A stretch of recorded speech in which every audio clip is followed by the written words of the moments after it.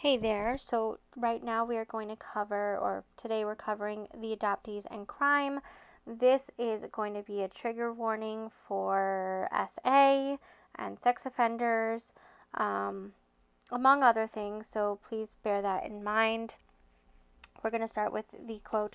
When adopters say, "I don't know why my kid lies," I say, "He's living one of society's biggest lies. You belong in this family." Nancy Verrier. And this was actually written in Birth Scene, A Different Kind of Relationship, Thoughts on Adoption. I'll have to grab that book to read to you guys. We do also have already The Primal Wound, which the author also wrote. Great book to get the insight on how adoption trauma works. All right, adoptees and crime. So these are the adoptees who are incarcerated for theft or fraud. Jeffrey Neal Boyd, in 1974. He was adopted the same year. He was only a few days old. And the adoption was finalized in January 1975, in Texas. Jeff wrote AM4 that he would like to find any of his biological relatives, especially siblings, even if no relationship develops. He knew only that his mother was born in 1953 in Montana, but lost a list of females born on that date who intended to write to. Jeff was convicted for arson and theft. Anthony Bracey, born 1981 in Columbia, South Carolina. Anthony is searching for his biological parents and sister. He was convicted of second-degree robbery. Jonathan Braverman, born 1969 on Staten Island. Jonathan was placed with his adopters the same year, only a few days old, through Louis Wise Services of New York. Jonathan contacted AM4 in hope of finding his parents and any siblings, and also registered on the New York State Adoption Reunion Registry. He was convicted of armed robbery and was expected to be on work release in 2006. Derek Brown, born in 1973, of St. Louis, Missouri. Derek, who is African American, retained his birth name through a series of kinship adoptions. So that's adopted by relatives. Derek's mother, Carol, died in a car crash in 1974. His father had custody of Derek briefly, but Derek was so young that he does not even remember either of the parents. He also was placed with his maternal grandmother, Clara, who informed him that his father's name was Leroy Watts or Watson, and that he was married to Yolanda Hill, last known to reside in Jefferson City, who had other children, Derek's two sisters, Lakeisha Robertson and Loina Blanks, and a younger brother, Derek was convicted of robbery. Scott Davenport, born in 1976 in Lexington, Kentucky, at age 12, Scott, his brother Aaron, 14, were adopted separately, and at 18, Scott was convicted of second-degree burglary and wrote AM4 to help locate his brother. I don't think I'm going to continue reading every little detail for you guys, because there is a lot, but I'll read the names and basically the general thing. Donald P. Calhoun was born in Los Angeles, was placed in foster care, then adopted twice. He requested help with finding his bio family. He was convicted of robbery as well. Sean Christian English, born 1973 in Delano, California, was adopted out. He wanted to find his bio family, and he was convicted of identity theft and forgery.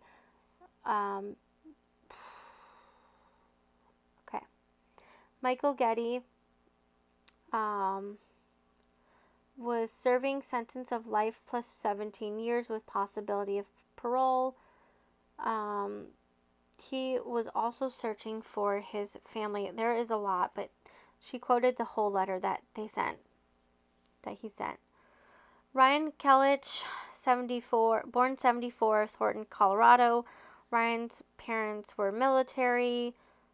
He was a step-parent adoption, and he was looking for his bio father. Kenneth Wayne Lovejoy, born 79, in Japan. Kenneth sought for his biological family, and he was convicted of aggravated robbery and robbery with earliest release in 2011. Ronald Lee Moore, born 51, in Cleveland, Ohio.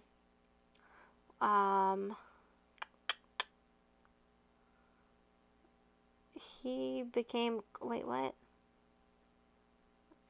was looking for his family. He was convicted of robbery and grand larceny, and was released in 2006. But in 2010, he had been out of prison for 4 years when Ron gave them an update. AM4.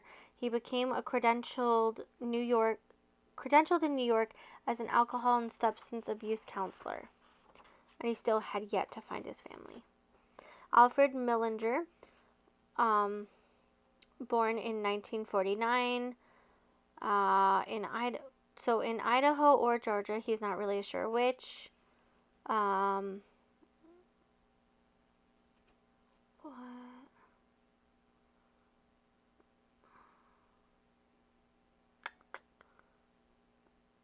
trying to find it doesn't really give much of an update. Richard Lynn Mccoy, born 82, in Germany. Father was in the military, biracial. He was adopted in the first year, and he's searching for his family. Richard was convicted of second-degree robbery and unlawful use of a weapon. Quam Leon Prog, born 57, in Germany, to a German mother who died of cancer. Unknown father. He knows that his father was military as well.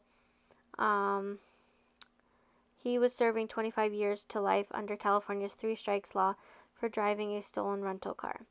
Kinja M. Rose, born 76, in Connecticut. She is a Jamaican and Italian. He is.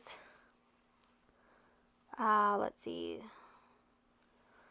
He was homeless by 17 and lived on the streets stealing to try to obtain things. He was used to survive. He has a rap sheet. He was first convicted of first-degree larceny and third-degree burglary and received a 9-year sentence. There was 12 burglaries that they convicted him for, but he was only guilty of 2, and he's serving someone else's time. Gilberto Santos, born 73, in Connecticut. He was searching for his bio family, but he didn't find them. He was convicted for driving with a suspended license and violation on a previous conviction for robbery. Devon Lee Saunders, born 68, in Louisville, Kentucky. He was also searching. His birth mom was only 13. He was convicted of possession of stolen vehicle. Jason C. Sessions, born 68, in California. Also searching for his birth parents. Jason was convicted of grand theft, escape, and assault on a correctional officer with the earliest parole of 2006.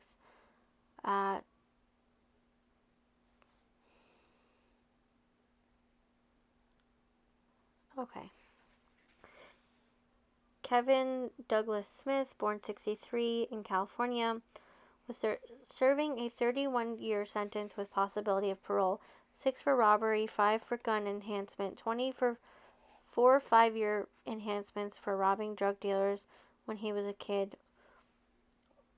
And that's when he first contacted them. Wow. Alright. So they're all contacting AM4 to help with finding biofamily. Kieran Swims, born 80 in St. Louis, kinship, serving 5 years for second-degree burglary. Jesse Velasco had no pre-adoption about himself, and he was first contacted. He was convicted of second-degree burglaries with the earliest release of 2011. Brian Scott Witham, born 70 in Biddeford, Maine. He was incarcerated for intermediary allegedly contacting his bio mother without his knowledge or permission, then claims there was no response, therefore no information or release contact.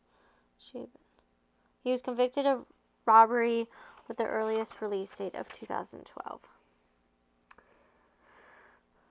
Oh boy. Okay, oh my gosh.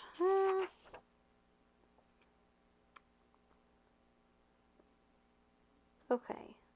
Sorry guys. There's just so much here. Father Lavan never knew his natural parents. He was raised in foster homes. From Boys of St. Vincent, a true story of child molesting priests. Adoptees who are sex offenders. Types of sex offenders and their victims.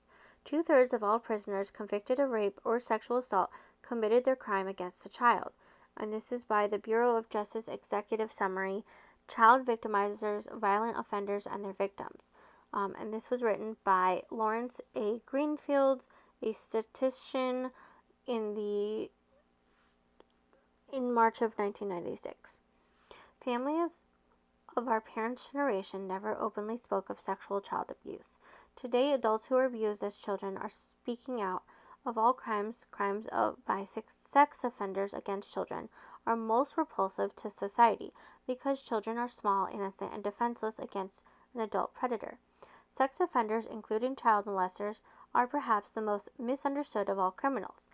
On November 4th, 2011, retired coach Sandusky, who had an adopted son, was arrested and charged with 14 counts of sexual abuse. My God.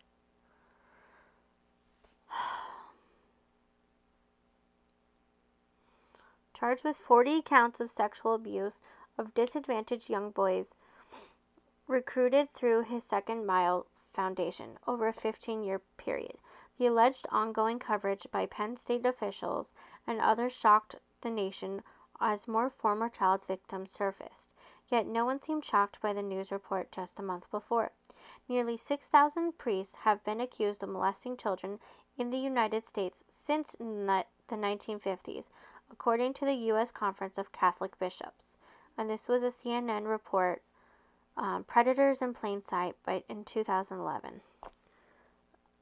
Very few make it to criminal trial because by the time the victims come forward, the statute of limitations has passed, and many of the priests have been relocated, whereabouts unknown. Because they avoided conviction, they are not required to register as sex offenders and are living in communities among young children all across the country. But it is not only child molesting priests who hide in plain sight.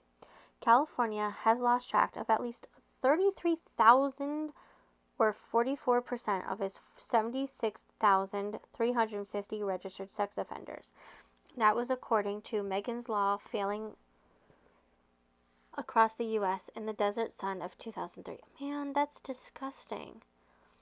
In his television role as the lead investigator on Criminal Minds, actor Joe Mantegna's character profiled serial killers, but when he had a case involving serial sex offender and his colleague asked why, he responded, "The job is to find evil and stop it. That job is tough enough, let alone someone else find it where it came from." And so the writer endeavors to answer the why. What we do know is that there is no one profile fits all with sex offenders. It is now common knowledge and finally admitting in FBI statistics that child molesters are usually a close family member or family friend, and the majority of their child victims are adoptees. Only 10% of sexual abusers report that they molest a child who is a stranger. Abel and Harlow Child Molestation Research and Prevention Study. The 1999 U.S. Census Statistical Abstract confirms that 30% of children molested in the family are stepchild, adopted, or foster child. Only 19% are the biological child. Currently, 90% of efforts go to protected children from abusers who are strangers when what is needed is to focus on 90% of efforts towards children from molesters in their own families, who are friends of the family. This policy statement by the Child Molestation Research and Prevention Institute, Inc., Oakland, California, of 2009. 27% of adult female sexual abusers, but only 16% of adult male sex abusers admitted to having been sexually abused in childhood. Cited in The Boy Who Was Raised as a Dog by psychiatrists Perry and Salvatez, 2006. A sex offender can be from any walk of life, young or old, male or female, homosexual or straight, married with children or loners. Their crimes range from no-contact crimes such as peeping and pornography to contact offenses including rape and murder. Their victims can be female or male, very young or elderly, stalked or chosen at random. Adults who prey on children often hold positions of authority in order to gain the trust of unsuspecting children and the community. A pedophile may blame the victim, claiming the child was seductive, and even though some very young girls are innocently seductive, the point that seems to escape the pedophile is that it is always the responsibility of the adult to protect the child. Young children blame themselves for not realizing they are victims until they are older. 1 out of every 6 to 7 boys is sexually molested, usually by an older woman. This is according to a CNN report in 1991. The statistic refutes the public's conception that it is predominantly homosexual men who molest young boys. Tough on crime rhetoric by politicians has created vigilantism without fully understanding or in total disregard of the wide range of ages, behaviors, and treatment programs that differentiate a violent predator who is likely to repeat his acts from someone who poses little risk of repeating his offense and who is not a danger to the community. There is a great debate on whether they should be treated as mentally ill, able to rehabilitate in some cases, or simply reincarcerated. While those released on the parole subjected to lifelong reporting and community vigilantism, including harassment and murder, or civil commitment after they've completed their court-ordered prison sentences. We do know it's a myth that sex offenders can't be treated, and Iowa studies over a 10-year period, for example, show only 10% reoffended after going through treatment. There are about 20,000 sex offenders in Los Angeles County alone. And that's according to CBS report in 98. Of those, not counting child traffickers and pimps, 15,000 of them can be looked up on the internet by the general public under Megan's Law to determine whether a sex offender resides in the community. In 2001, studies revealed that sex offenders' registration and notification systems nationwide were found in the inaccurate, whereby innocent men by the same name as offenders were found to be listed in the registries. Although California has had some form of reporting law since 1944, the primary change brought about by Megan's Law, which a federal court upheld in 2000, and which Hawaii struck down as unconstitutional in 2001, is that now some, but not all, sex offenders can disclose to the public under certain circumstances. Criteria and procedures for identifying sex offenders differ significantly from state to state. Typically, an underage girl who is impregnated as a result of incest or by a pedophile is forced to abort the pregnancy if state law permits. Otherwise, the baby is taken for adoption. Yep, that's true, and it's a problem. This is what pro-lifers want. They don't care that this child is suffering. They will make them give birth and then give the child up. It's gross. It's really, really, really gross. Okay. The nonprofit Barbara Sinatra Children's Center on the campus of Eisenhower's Medical Center in Rancho Mirage, California, provides counseling for children who have been physically, sexually, or emotionally abused, regardless of the family's ability to pay. While Child Help USA includes residential treatment villages and therapeutic foster group homes. A registered nurse and adoptee, Kara Seaman, heads Pound Puppy Legacy, an organization that documents cases of physical, sexual, and emotional abuse of adopted children. Carrie, whose parents were French and Ukrainian, was born in 1968 in St. John's, Newfoundland, Canada, and she was adopted by an American couple, though through a no longer existing adoption agency. Sister Mary Eugene Foundation, her interest in abuse of adopted children arises from her own adoption horror story, from having been sexually abused in childhood. And this is according to emails between AM4 and Carrie Seaman. Alright, so the chapter then goes on to cover a whole bunch of adoptees who were then convicted of being sex offenders. And I don't really want to cover it because I find it gross.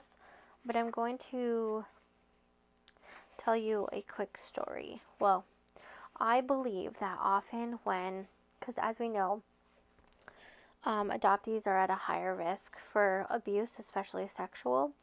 I believe that those who do it were first offended. And I'm not saying it's right. It's not. It absolutely isn't. But I do know of a case where my half older brother, who I told you in a different chapter, was adopted by my great-grandfather. He had been molested as a child at some point from the stories that I've heard, and he is currently residing in jail for being a child molester, where I think he belongs. I don't know if they're able to recover from that, but I definitely think there are a lot of things about do unto others as they do unto you, and when you have it done to you, sometimes you think it's okay, kind of like the way that people are like, oh, spanking is okay. No, it just says that it's okay to do that to someone else, and it's not. But yeah, so I'm going to keep this short. Thank you guys for listening. I hope you stay tuned for the next chapter.